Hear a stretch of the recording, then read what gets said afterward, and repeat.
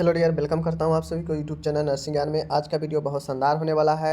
आज का वीडियो है बायो साइंस। चूँकि जानते हैं कि आज आपका मंडे है, तो ऐसे में आज से हम लोग शुरू करते हैं फिर से।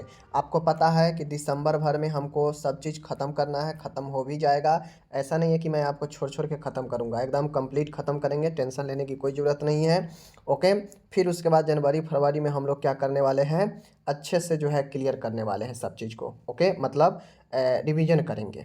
तो आज बायो साइंस के वीडियो 29वां है और जीएनएम फर्स्ट ईयर का लगभग आप मानिए 35 वीडियो होगा बायो साइंस में, समझ गए। 35 वीडियो लगभग सभी सब्जेक्ट में होगा, जो कि आपके 35 वीडियो में इतना सारा सब क्वेश्चन को मैं यहाँ पे आपको कंप्लीट कर रहा हूँ, तो ये कोई जो है आपको कम नहीं समझिए, समझ गए। चलिए आज हम लोग अच्छे से सब समझेंगे एक एक करके। बढ़िया से आप लोग देखिएगा यहाँ पे बायो साइंस। ओके, जी 29 नंबर का है, जीएनएम फर्स्ट ईयर। आपको पता है कि बायो साइंस में एनाटॉमी, फिजियोलॉजी, माइक्रोबायोलॉजी सब आ जाता है। ओके ना। चलिए आज हम लोग बहुत अच्छे अच्छे प्रश्न को यहाँ पे समझने वाले हैं, देखते हैं। यहाँ पे आप लोग देख लीजिए, पहला ही प्रश्न हमारा है, बहुत ही शानदार है। जीभ की संरचना और फिजियोलॉजी ऑफ टेस्ट, समझ गए। स्वाद का जो फिजियोलॉजी होता है कि कैसे हमको स्वाद का अनुभव होता है, ये जीभ से ही हम लोग को पता चलता है। तो ये चीज़ें आज हम लोग देखेंगे कि डिस्क्राइब करेंगे टंग जीभ की संरचना के बारे में। 5 नंबर में आपसे पूछा जा सकता है। ओके, चलिए देखते हैं। आप लोग यहाँ पे देख लीजिए, हम लोग का प्रश्न कहता है कि जीभ, टंग, टंग होता क्या है। तो टंग जो होता है माय डियर आपके सामने में है। टंग जीभ जो देख लीजिए, मुख में स्थिर एक ऐच्छिक पेशियों से निर्मित गतिशील एवं अत्यधिक संवेदनशील अंग है।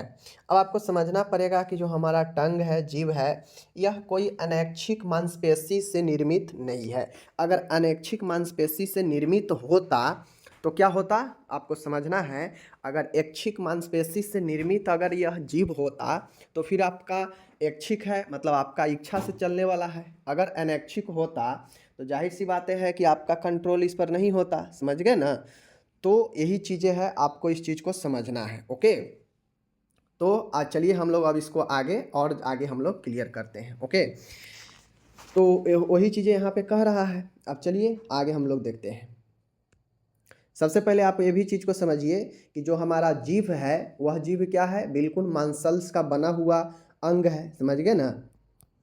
तो जीभ आपको पता है कि जीभ आपका एक मांस का बना हुआ यानी पेशियों का बन निर्मित एक गतिशील और संवेदनशील अंग है। ओके, सेंसिटिव ऑर्गेन है। ओके ना, चूँकि यह एक है आपके इच्छा से चलने वाले पेशियों से निर्मित है। ओके, यह मांसल रचना, समझ गए ना, मतलब मांस का रचना खड़ी एवं परी हुई पेशियों द्वारा निर्मित है। यह जो है मांसल्स का रचना है, यह खड़ी और परी लेटी हुई पेशियों से बना हुआ है। इसका संपूर्ण भाग श्लेष्मा झिल्लियों से ढका होता है। अब जीभ का संपूर्ण भाग होता है, यह मेम्ब्रेन मतलब झिल्ली से ढका रहता है, समझ गए। जीभ में आंतरिक मतलब इंट्रेनिक एवं एक्सट्रेनिक, समझ गए। एक्सट्रेनिक मतलब बाहर वाला, इंट्रेनिक मतलब आंतरिक वाला, दोनों ही प्रकार के पेशियों का समावेश होता है। मीन्स इसका कहने का मतलब है कि जीभ पर जो होता है आंतरिक और बाहरी दोनों प्रकार के पेशियों का समावेश होता है। मीन्स ऊपर से भी पेशी ही होता है और अंदर से भी पेशी ही होता है, समझ गए ना, मस्कुलर ही होता है।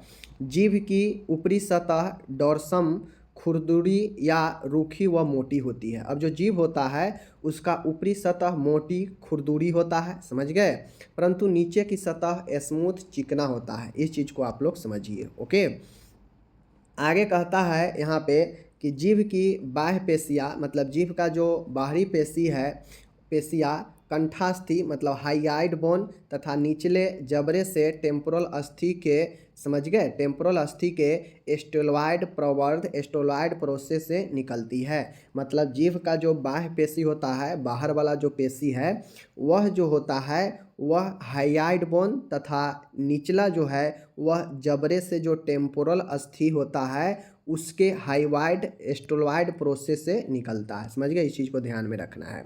ओके, आगे देखिए, इन पेशियों द्वारा जीभ ऊपर नीचे आगे पीछे दिशा में गति करता है। अब ये जो पेशी है, इसी पेशी के द्वारा हमारा जीभ आगे पीछे नीचे ऊपर सब जगह गति करता है। ओके, एवं चबाने और निगलने में भी यही सहायक होता है, समझ गए। चूँकि हमारा जो जीभ होता है कहीं ना कहीं किसी न किसी से कनेक्ट है, समझ गए। किससे कनेक्ट है?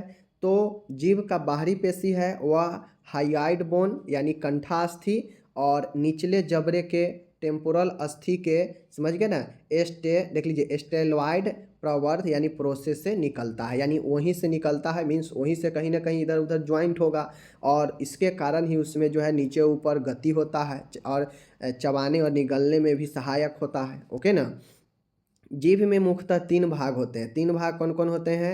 जीभ का आगे भाग को टिप कहते हैं, बीच के भाग को बॉडी कहते हैं और जहाँ से निकलता है उसे हम लोग रूट या बेस कहते हैं, मतलब इसके जड़ को रूट और बेस कहते हैं। समझ गए?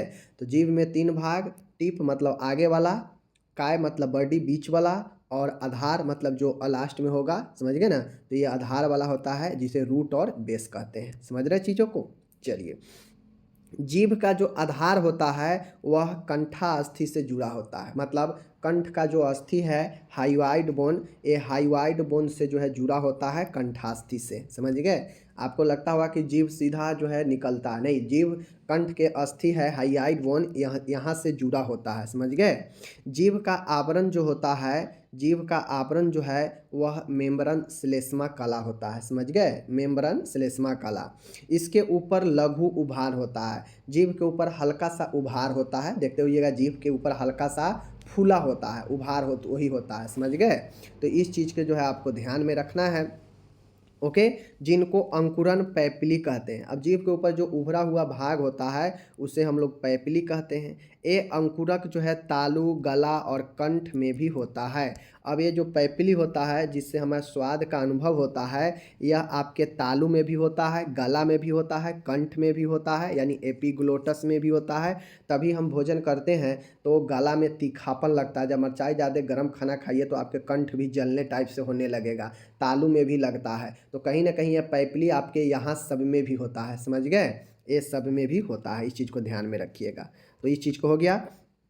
इन अंकुरों मतलब इन पैपिली इन अंकुर को टेस्ट बड्स में तंत्रिका, तंतुओं व रक्त कोशिका का जाल फला होता है।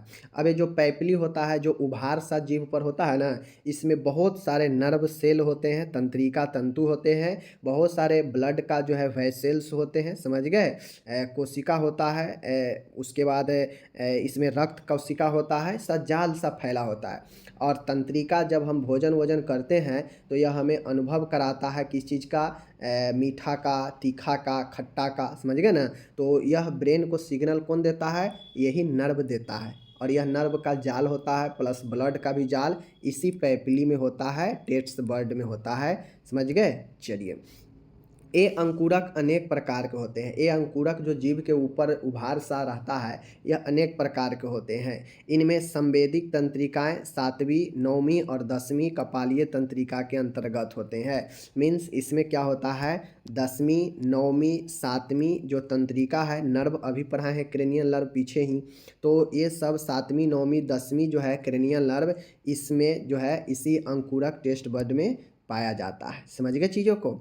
तो उम्मीद है आप लोग समझ गए होंगे जीभ के बारे में कि जीभ एक मांस का बना हुआ है। समझ गए? जो जिसके संपूर्ण भाग मेम्ब्रेन श्लेष्मा झिल्ली से जो है ढका रहता है। ठीक है? यह मांसल्स का बना होता है। समझ गए? जो कंठास्थि के हाइयाइड प्रोसेस से जो है लगा हुआ होता है। समझ गए? ये चीज़ है।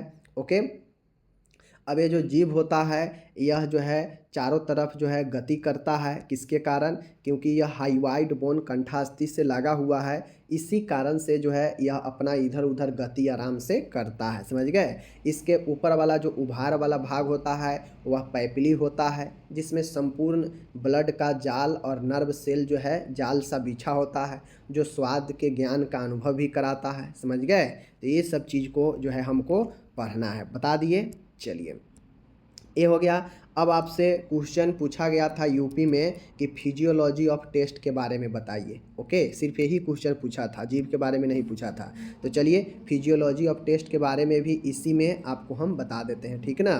चलिए देखिए, कहता है प्रारंभ में स्वाद के 4 प्रकार होते हैं। प्रारंभ में क्या होता है कि स्वाद के 4 प्रकार होते हैं। समझ गए? 4 प्रकार होते हैं, मीठा, खट्टा, कड़वा, नमकीन।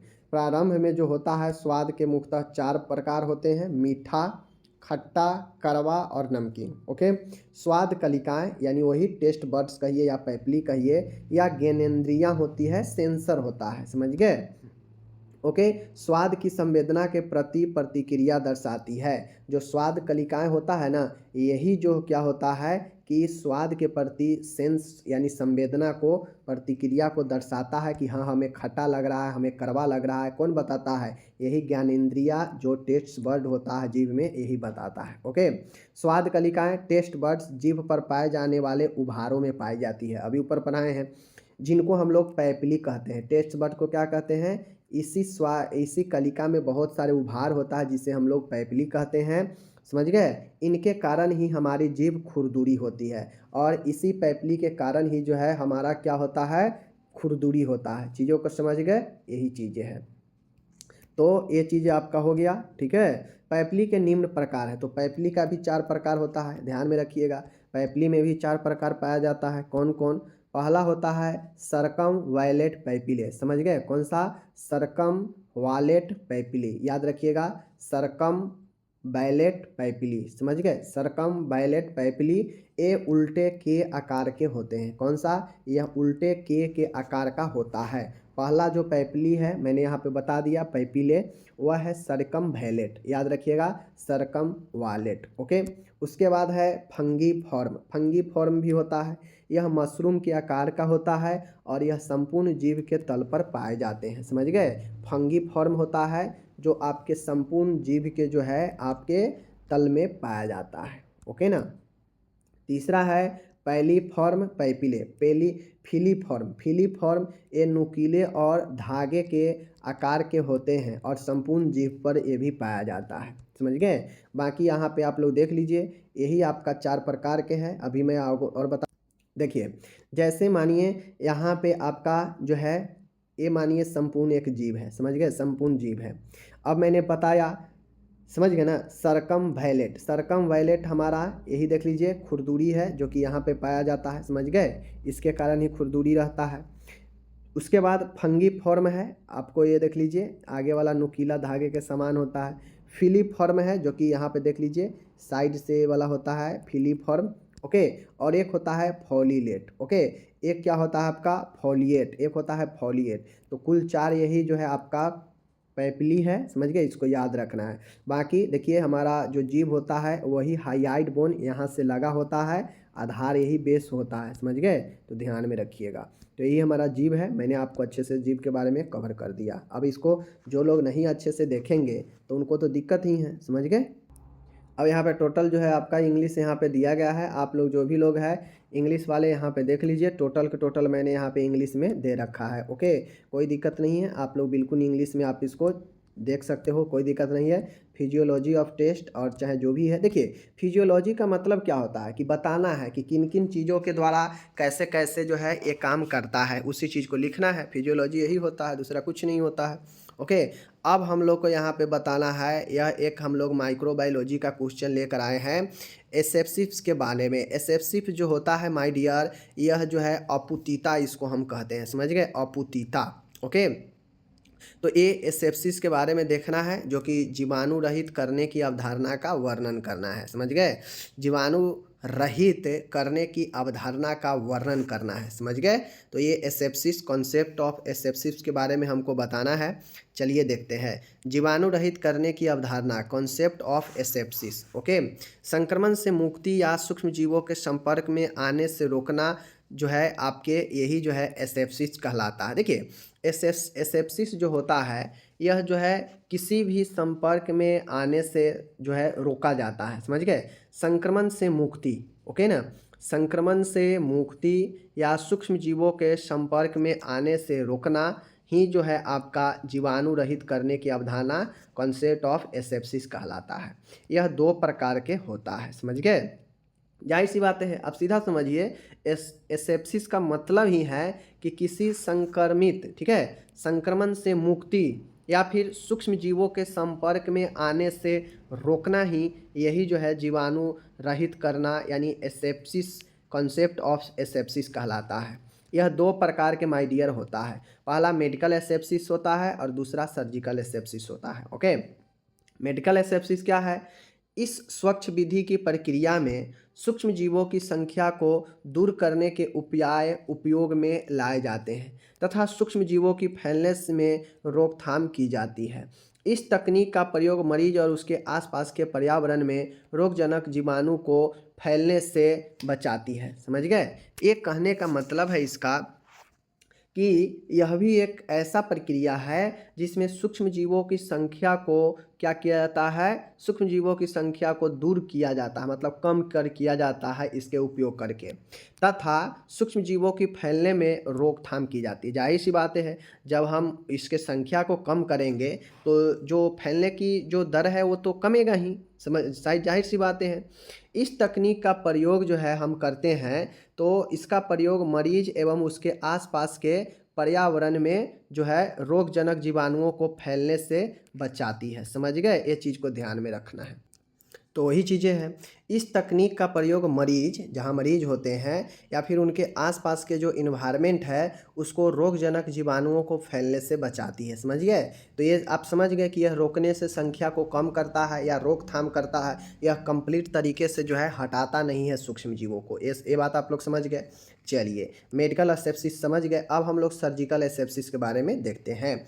इसमें रोगजनक एवं और रोगजनक, जो रोगजनक पैदा करता है या जो रोगजनक नहीं हो उसको भी यह पूर्ण तरीका से नष्ट किया जाता है। समझ मतलब इसमें ये नहीं देखा जाता है कि हाँ कौन सा सूक्ष्म जीव है जो रोग पैदा कर सकता है और कौन सा सूक्ष्म जीव है जो रोग पैदा नहीं कर सकता है। यह पूर्ण तरीका से जो है नष्ट कर देता है। यह ख़त्म करना या रोकथाम करना इसको नहीं आता है। ये कहता है कि भाई जब तुम हमारा उपयोग करोगे, सर्जिकल एसेप्सिस का जब उपयोग करेगो तो हम बिल्कुल जो है ख़त्म ही कर देंगे कुछ भी, चाहे वह सूक्ष्म जीव से रोग हो, मतलब वह रोगजनक हो या नहीं हो, हमको उससे कोई मतलब नहीं है। तुम हमारा उपयोग करोगे तो हम सबको जो है ले मारेंगे। इसका कहना यही है। समझ गए? इस विधि में विसंक्रमित या निर्जीवाणु तकनीक का उपयोग किया जाता है। इसमें जो है विसंक्रमित या निर्जीवाणु तकनीक का प्रयोग किया जाता है तथा वस्तुओं की रोगजनक एवं अरोगजनक जीवाणुओं से मुक्ति की जाती है। इसमें विसंक्रमित या फिर निर्जीवाणुकरण, जिसमें बिल्कुल जो है सूक्ष्म जीवों को हटा दिया जाता है, कुछ भी उसको असर जो है नहीं रहने दिया जाता है, वैसे तकनीक का प्रयोग किया जाता है। और यह निर्जीवाणुकरण या विसंक्रमित हम पढ़ा चुके हैं। यह तकनीक क्या होता है, जिसमें बिल्कुल सूक्ष्म जीवों को स्पोर तक, जड़ तक को भी हटा दिया जाता है। समझ गए? तथा वस्तुओं को रोगजनक और बिना रोगजनक जीवाणुओं से यह मुक्ति दिला देता है। ओके, उदाहरण के लिए इंजेक्शन देना, शैल चिकित्सकीय घाव भरना, सर्जिकल ड्रेसिंग करना, ये सब में जो है इसका इस्तेमाल किया जाता है सर्जिकल एसेप्सिस का। समझ गए? तो सर्जिकल एसेप्सिस जो है आपके कहाँ कहाँ होता है, जैसे इंजेक्शन देना, शैल क्रिया मतलब सर्जरी वगैरह, घाव भरना, सर्जिकल ड्रेसिंग करना, यह सब एक स्टरलाइट टेक्निक जो किया जाता है वह सर्जिकल एसेप्सिस के द्वारा होता है। तो ये चीज़ को आप लोग समझ गए। चलिए, तो ये जो हो गया आपका, यह जो है आपका सर्जिकल एसेप्सिस है। और मेडिकल एसेप्सिस कहता है कि भाई हम ज़्यादा पावरफुल नहीं है, अगर हमारा उपयोग कीजिएगा तो सूक्ष्म जीवों को हम जो है क्या करेंगे, रोकथाम करेंगे, सिर्फ उसके असर को कम करेंगे, लेकिन ज़्यादा हम प्रभावी नहीं होंगे। ठीक है? ज़्यादा प्रभावी अगर इस्तेमाल करना है कि हमें बिल्कुल साफ कर देना है सूक्ष्म जीवों को, चाहे वो रोग फैलाए या ना फैलाए, तो उसके लिए आप सर्जिकल एसेप्सिस के अपनाओ। ठीक है? तो यही दोनों खास है, इसीलिए जो है इसको कहा जाता है। समझ गए ना? चलिए आगे चलते हैं। अब इस प्रकार से यही हमारा दो जो है क्या हो गया, एसेप्सिस हो गया। इसका यहाँ पे इंग्लिश और हिंदी दोनों दिया गया है, आप लोग यहाँ पे देख लीजिए सारा के सारा। अब हम लोग आगे की तरफ चलेंगे। एक बहुत ही शानदार और प्रश्न है। प्रश्न क्या है, अस्थियों का वर्गीकरण। फिर से हम एनाटोमी में आ रहे हैं। समझ गए? फिर से हम एनाटोमी में आ गए। यहाँ पे एनाटोमी में क्लासिफिकेशन ऑफ बोन, मतलब एक तो हम लोग ज्वाइंट्स के क्लासिफिकेशन पढ़ाए थे ही कि ज्वाइंट क्लास, संधियों का वर्गीकरण बताइए।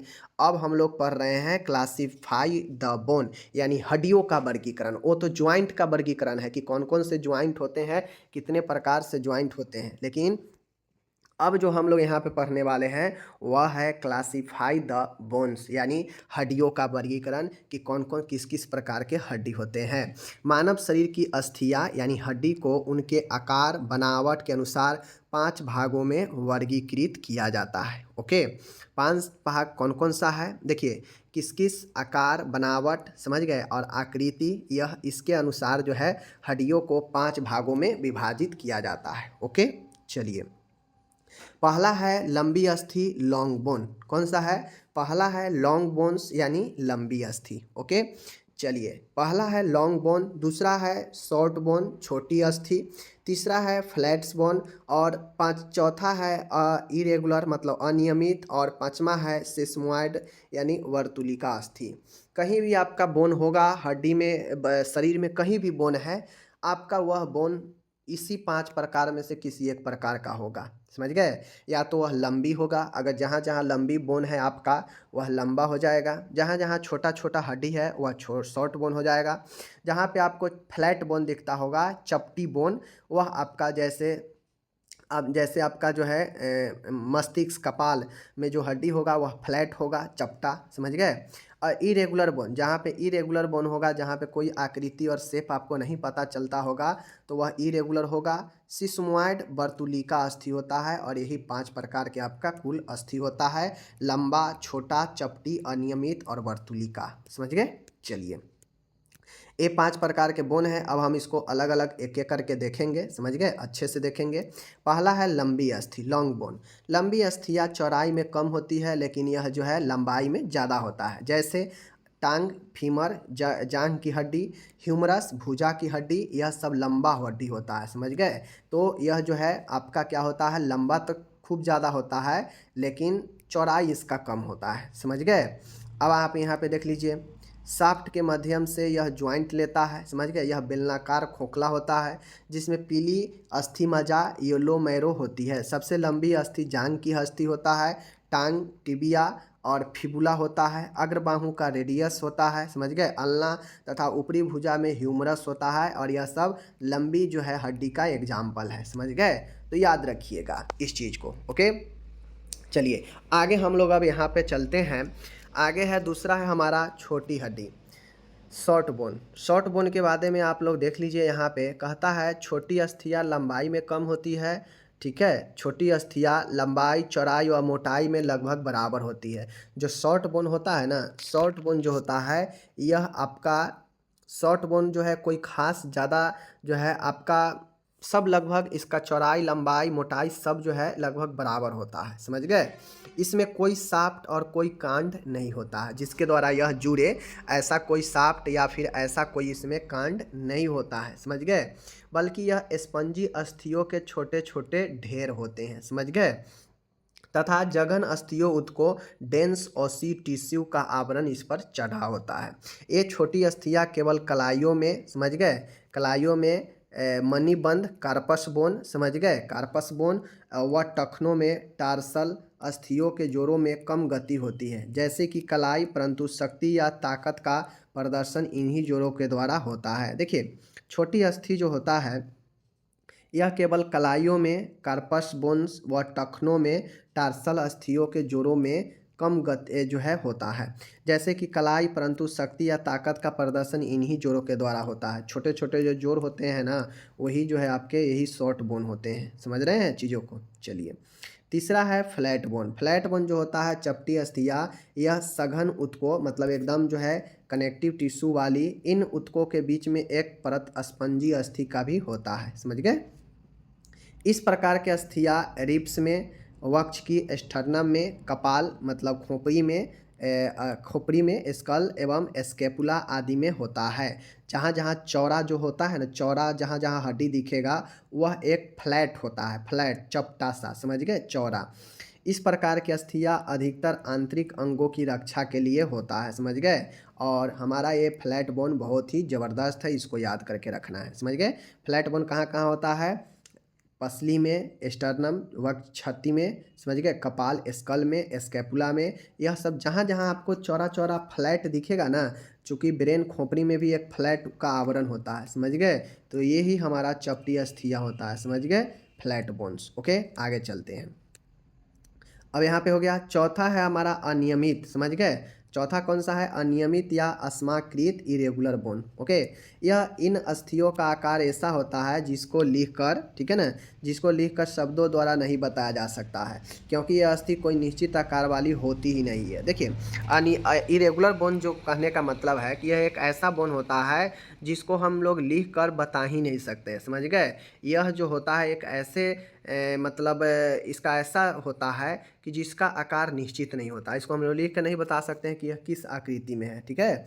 ये विरूपक मतलब बिना किसी रूप का आकृति में होता है, या कोई आकृति नहीं होता है, जैसे चेहरा, कुल्हा तथा रीढ़ की कशेरुका आदि होती है। और यह सब हड्डियां का मतलब आप बता नहीं सकते कि इसका क्या नाम है, ठीक है। यह सघन अस्थि की पतली सतह से ढकी रहती है तथा अस्पंजी अस्थि से भी यह ढका रहता है, तो इस चीज़ को ध्यान में रखना है, समझ गए। तो इरेगुलर बोन कहने का मतलब है कि इसमें ना कोई आकृति होता है, ना इसमें कोई शेप होता है निश्चित, जिसे आप लिख कर शब्दों में बयां कर सके कि हाँ ये फलाना अस्थि है। और ऐसा अस्थि ज़्यादातर चेहरा में, कुल्हों में, रीढ़ की कशेरुका, वर्टेब्रा में पाया जाता है, समझ गए। तो ये चीज़ को ध्यान में रखना है। साथ में इस पर पतली सतह भी चढ़ा होता है और इस पर स्पंजी जो है स्पंजी भी होता है। पांचवा है माय डियर, वर्तुलिका कंट्रास्थि सिस्मोइड बोन। सिस्मोइड बोन का मतलब है कि यह अस्थियाँ छोटी होती है जो विशेष प्रकार की कंडराओं टेंडन में विकसित होती है। ये संधियों के पास, ज्वाइंट के पास में ही होता है, समझ गए। ये अस्थि चपटी भी होती है, जैसे कलाई की पिपली, ठीक है। कलाई के कौन सा, पीसी देख लीजिए यहाँ पे, कलाई के पीसी फॉर्म अस्थि तथा घुटनों की संधि। ओके, ऊपर के सामने वाली पटेला जो कि सबसे बड़ी तथा अधिक तथा अधिक महत्वपूर्ण, वह मजबूत वर्तुलिका अस्थि सिस्मोइड बोन होती है। तो सिस्मोइड बोन जो होता है यह अस्थियाँ छोटी होती है जो विशेष प्रकार के कंडरा टेंडन में विकसित होती है। ये संधियों के पास यानी ज्वाइंट के पास में होता है, समझ गए। ये अस्थि चपटी भी होती है, जैसे कलाई की पिसिफॉर्म अस्थि। ओके, घुटने की संधि। ओके, ऊपर की सामने वाली पटेला जो कि सबसे बड़ी तथा अधिक महत्वपूर्ण व मजबूत वर्तुलिका अस्थि होती है। तो याद रखना है, अगर पूछे सिस्मोइड बोन का एग्जाम्पल तो बता दीजिएगा कलाई के पिसिफॉर्म अस्थि। ओके, घुटने की ज्वाइंट, ओके, घुटने की जो ज्वाइंट में होता है, साथ में पटेला में जो होता है, और यह अधिक महत्वपूर्ण जो है आपका पटेला होता है, समझ गए। तो इस चीज़ को जो है आपको सबसे ज़्यादा ध्यान में रखना है। तो ये कुल 5 प्रकार के मैंने आपको बता दिया, शॉर्ट, लंब, फ्लैट, ठीक है। उसके बाद जो है आपका इरेगुलर और सिस्मोइड बोन। ओके, यहाँ पे टोटल मैंने इंग्लिश दे रखा है, इंग्लिश वाले इंग्लिश में अपना पढ़िएगा, ध्यान दीजिएगा। ओके, कोई दिक्कत नहीं है यहाँ पे। रही बात यहाँ पे देख लीजिए फिगर की माध्यम से, तो आपके सामने में है। ये इंग्लिश वाले थोड़ा देख लीजिएगा, यहाँ पे फिगर लगाने में दिक्कत हो गया है, 5 नंबर के ऊपर में ही चढ़ चुका है, तो ध्यान से देख लीजिए। देखिए, ये है फ्लैट बोन, समझ गए। फ्लैट बोन जो होगा वह सीधा फ्लैट में होता है, समझ गए, फ्लैट होगा, चपटा होगा। सिस्मोइड बोन जैसे पटेला जो होता है ना, सिस्मोइड बोन यही है। ओके, इरेगुलर बोन होता है जैसे वर्टेब्रा का बोन है। तो देखिए इसका कोई शेप है, आप इसका नाम जानते हैं, नहीं जानते हैं। शॉर्ट बोन है जो ये अंगुली समेत छोटा छोटा जो हड्डी होता है, शॉर्ट बोन है, ठीक है। लंबा होगा जो बिल्कुल लंबा सा, जांघ का, हाथ का, ऊपर का। तो ये सब जो है आपके एग्जाम्पल है जो कि मैंने फिगर के माध्यम से बताया, समझ गए। तो ये आपका हो गया, समझ गए। तो इस प्रकार से आप लोग पढ़िएगा। मैंने आज बताया कि हड्डियों का वर्गीकरण, समझ गए, एसेप्सिस तकनीक क्या होता है, और साथ में मैंने आपको बता दिया कि फिजियोलॉजी ऑफ टोस्ट यानी टंगू के बारे में। कोई दिक्कत नहीं, हम आपसे मिलेंगे अगले वीडियो में। आप अपना ख्याल रखिएगा। तब